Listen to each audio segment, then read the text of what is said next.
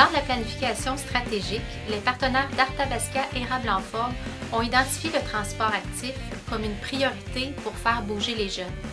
Plusieurs réseaux ont collaboré à la mise en place de cette action. Depuis plusieurs années, à la Commission scolaire des Bois-Francs, on travaille à développer chez nos jeunes de saines habitudes de vie. En fait, l'objectif est simple, on veut que nos élèves bougent davantage. Et le transport actif est une belle opportunité pour faire bouger nos élèves davantage. Notre enjeu majeur était bien sûr tout le volet de la sécurité aux abords des écoles.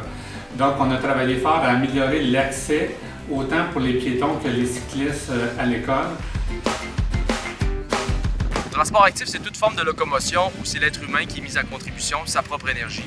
On parle ici de vélo, la marche, la planche à roulettes, le patin à roues alignées ou toute autre forme de sport où la locomotion est mise à contribution. Quand on peut dire que c'est moi le moteur, bien, on peut dire que c'est du transport actif.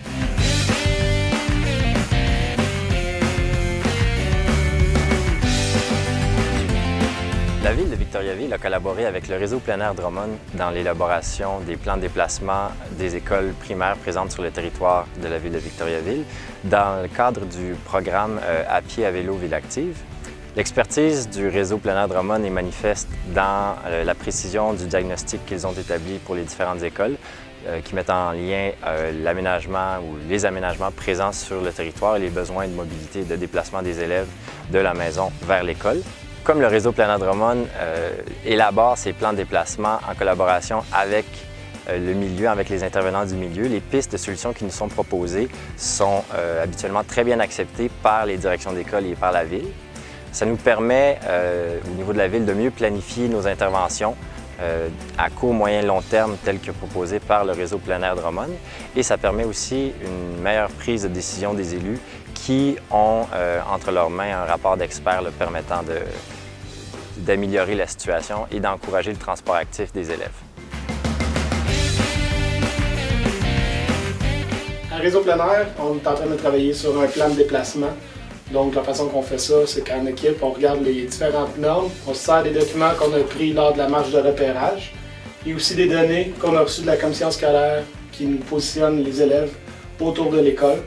Par la suite, on met le tout en plan selon différents scénarios d'aménagement qu'on regarde, qu'on évalue, qu'on fait approuver par nos partenaires.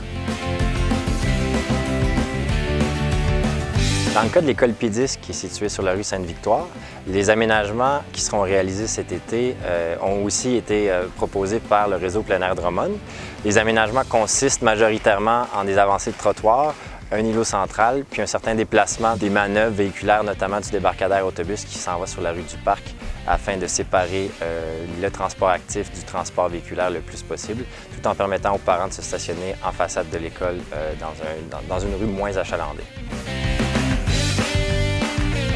Moi, en tant que direction d'école, je suis très contente de voir des beaux projets de partenariat dans notre région comme ça, parce que bien sûr, c'est les enfants qui en bénéficient directement et bougent plus tout en étant en sécurité. Pour favoriser la pratique du transport actif, nous croyons qu'il est très important de bien informer et de sensibiliser les adultes qui gravitent alentour des élèves.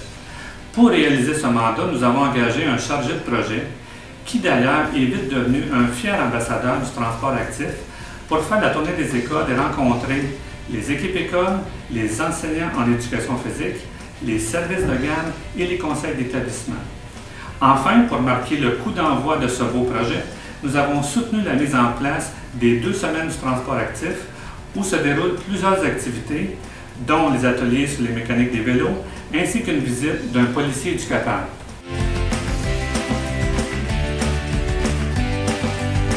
Les 2 semaines de transport actif, c'est 2 semaines où les élèves sont amenés à être plus actifs encore dans leur transport, aussi de la maison jusqu'à l'école ou de l'école jusqu'à la maison sur le chemin du retour. C'est 2 semaines aussi où on vit toutes sortes d'activités comme la mécanique de vélo. Il y a des policiers éducateurs qui viennent nous visiter dans les écoles. Les services de garde font toutes sortes d'activités très originales. On a vu un homme sandwich, par exemple, à Monseigneur-Grenier, distribuant des pamphlets sur les bienfaits du transport actif. On a vu aussi des lave-vélos.